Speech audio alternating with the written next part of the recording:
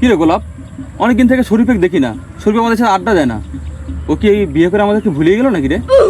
আসলে বন্ধু ঠিকই কছু, বিয়ে করে মনে হয় বউয়ের গোলামি হয়ে গেছে। অনেকদিন যাবত দেখা সাক্ষাৎ নাই। আরে পোলাপান ধ্বংস হয়ে গেছে, বিয়ে করলেই বইয়ের গোলাম হয়ে যায়, সারাদিন বইয়ের আসল ধরে বসে থাকে। ঠিকই বলেছিস সাজ্জাক, এই শালা শরীফ বিয়ে করে আমাদেরকে ভুলিয়ে গেছে। আচ্ছা শরীফ যা হওয়ার তা তো হসেই। এখন আমরা যে বাকি বন্ধুগুলো আছি না, এগুলা কেউ বিয়ের পরে চেঞ্জ হব না, শরীফের মতো বউ ভক্ত হব না। ঠিকই বলেছিস বন্ধু, আমরা একটা ওয়াদা করি, চল আমরা বিয়ে করে কেউ বইয়ের গোলাম হবো না। হ্যালো শোনা, হ্যাঁ হ্যাঁ আমি আসতেছি। এ বন্ধু তোরা থাক, আমি একটু আমার গার্লফ্রেন্ডের সাথে দেখা করতে যাওয়া লাগবে, ইমার্জেন্সি দরকার বন্ধু, তোরা থাক। হ্যাঁ আটটাতে।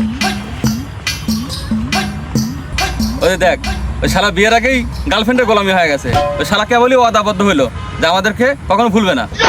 ঠিকই কছু রে বন্ধু, এই শালা তো বিয়ের আগেই বউয়ের গোলাম হয়ে গেছে। কি অবস্থা বন্ধু, কি খবর? অনেকদিন পর দেখা। বন্ধু ওই দেখ, এক প্রেমিকার গোলাম গেল, আর একটা হচ্ছে বউয়ের গোলাম। বউয়ের আসল থেকে ছাড়িয়ে দিছে ভাই। আরে ভাই সাথে কি স্যার, নতুন বিয়ে করছি বুঝিস না? আরে এই নতুন বিয়ে করার জন্য কি তুই বন্ধুদের ভুলে যাবি? আরে বন্ধু আমি একটু বউ ভক্ত, তো বউ মানা করলে আমি আর আসতে পারি না।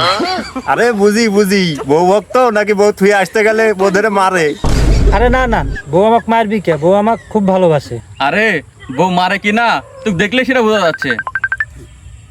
হ্যাঁ বউ, হ্যাঁ আমি এখনই আসছি। ইরি শালা রে, এই শালা পাক্কা বউয়ের গোলাম।